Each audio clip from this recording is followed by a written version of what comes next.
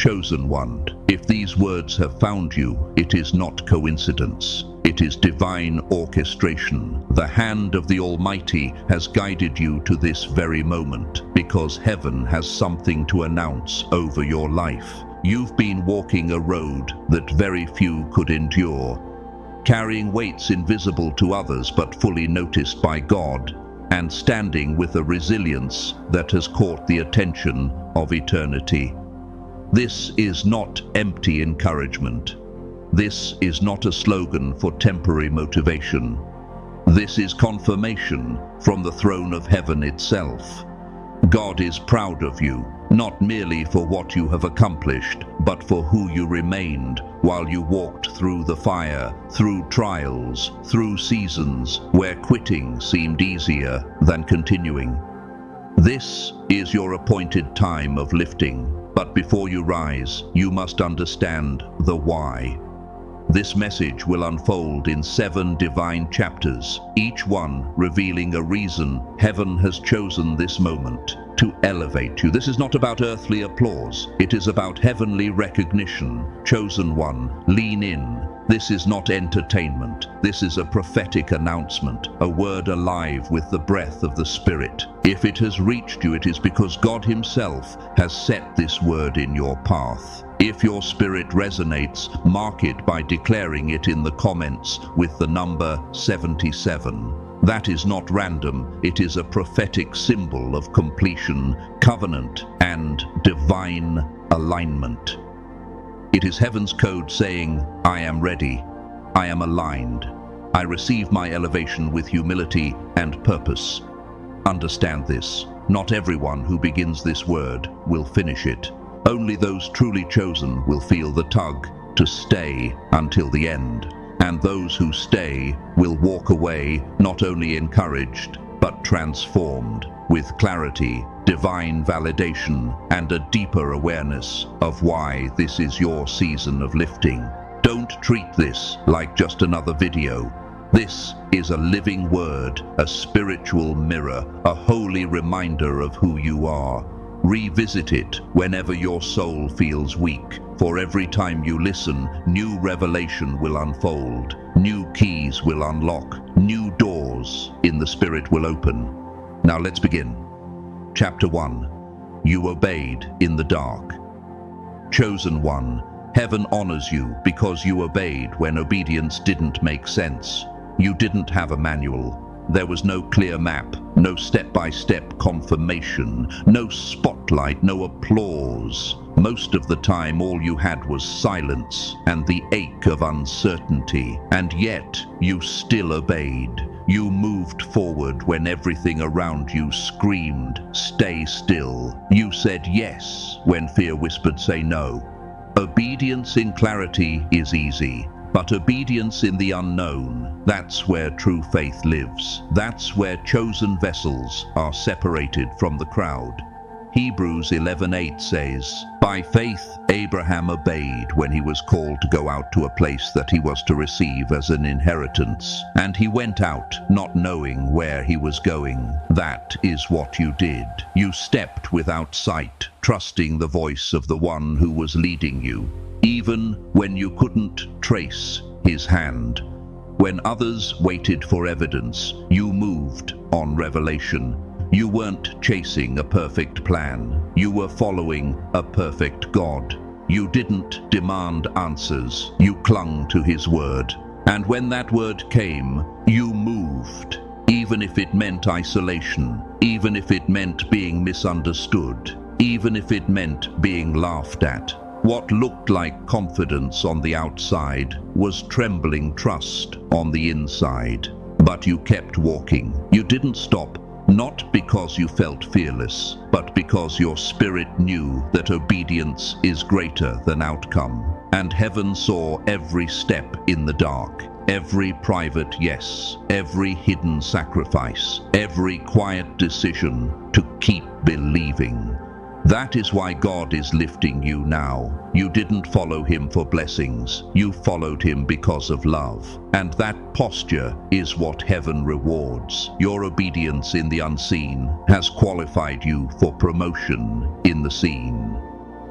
Chapter 2. You held on when heaven was silent. There were seasons you thought you were forgotten. You prayed, but the only response was silence. You cried out, but the heavens seemed distant. You watched others being blessed while you were still waiting in the hallway of delay. The silence was heavy, almost unbearable. But chosen one, you didn't let go. Isaiah 40:31 declares, "But they who wait for the Lord shall renew their strength. They shall mount up with wings like eagles. They shall run and not be weary. They shall walk and not faint." That was you. You waited when waiting was painful. You trusted when trust felt foolish. You stood even when nothing moved. Anyone can praise when the breakthrough comes quickly, but it takes a chosen one to whisper, "God, I still trust you," when nothing makes sense. Every tear, every heavy morning, every night you stayed instead of running. It all testified to your endurance. And now, heaven is moving. That silence wasn't punishment, it was preparation.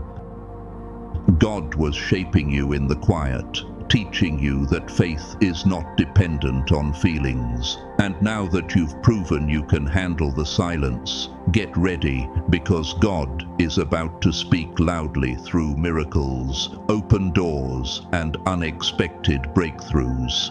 Chapter 3. You stayed pure in a corrupt world. In an age where compromise is celebrated and purity is mocked, you chose the narrow road. You could have blended in, lowered your standards, silenced your convictions, but you refused. You stood set apart. 2 Timothy 2:21 reminds us, "Therefore, if anyone cleanses himself from what is dishonorable, he will be a vessel for honorable use, set apart as holy, useful to the master." That is you. You weren't just protecting your body. You were guarding your spirit, your heart, your oil. You fought for integrity, even when no one else was watching, and God saw it. He doesn't promote just on gifting, He promotes on purity of heart. You proved that you could be trusted, that power won't corrupt you, that influence won't compromise you. That's why He's lifting you, because the world doesn't need more gifted voices. It needs pure vessels. And you are one of them. Chapter 4. You blessed others while you needed blessing. Even in your weakness, you poured. Even when your own heart was breaking, you became a lifeline for others. You gave when you had little left. You encouraged when you were discouraged. That wasn't weakness, it was kingdom strength. Galatians 6:9 says, "And let us not grow weary of doing good, for in due season we will reap if we do not give up." You didn't give up. You kept sowing seeds of compassion, mercy, and love, even in your hardest seasons, and heaven recorded it. Now the harvest is coming. What you gave in secret is about to return in public overflow. God is about to repay you, not just with blessing, but with multiplied blessing. You're not just receiving a miracle, you are becoming one. Chapter 5. You refused to bend to fit. From the beginning, you knew you were different. You tried to fit in, but it never worked. Your spirit was too distinct, your calling too unique. And though it cost you relationships, opportunities, and acceptance, you still chose authenticity. Romans 12:2 says, "Do not be conformed to this world, but be transformed by the renewal of your mind." You lived that verse. You didn't trade your anointing for applause. You didn't edit your fire to make others comfortable. You stood firm. And now God is about to honor that stand. The very thing that made you stand out is the thing He's about to showcase to nations. Chapter 6. You believed against the facts. The facts screamed defeat, but your spirit declared victory. Your situation said impossible, but your faith said possible. 2 Corinthians 5:7 reminds us, "For we walk by faith, not by sight." That's what you did. Every time circumstances gave you evidence of failure, you countered with God's promises. Every time the enemy waved facts in your face, you clung to faith. And your faith activated heaven. Doors began to move, angels were dispatched, miracles were set in motion. That is why God is lifting you, because your faith has become a testimony. Chapter 7. You stayed humble when you could have flexed. You had reasons to defend yourself, to prove yourself, to clap back at those who lied about you, but you didn't. You chose humility over ego. You chose silence over strife. You let God be your vindicator, and heaven always rewards humility. James 4:10 says, "Humble yourselves before the Lord, and he will exalt you." That's where you are now. You stayed low, and now God is lifting you high. This elevation will not be man-made, it will be God-given. No hand can block it, no enemy can stop it. This promotion is not rooted in pride, it is rooted in purity. Chosen one, you have been tested, refined, and proven. Heaven has already announced it. This is your season of elevation. Walk in it boldly, humbly, and faithfully, for the Lord who called you is faithful to complete it.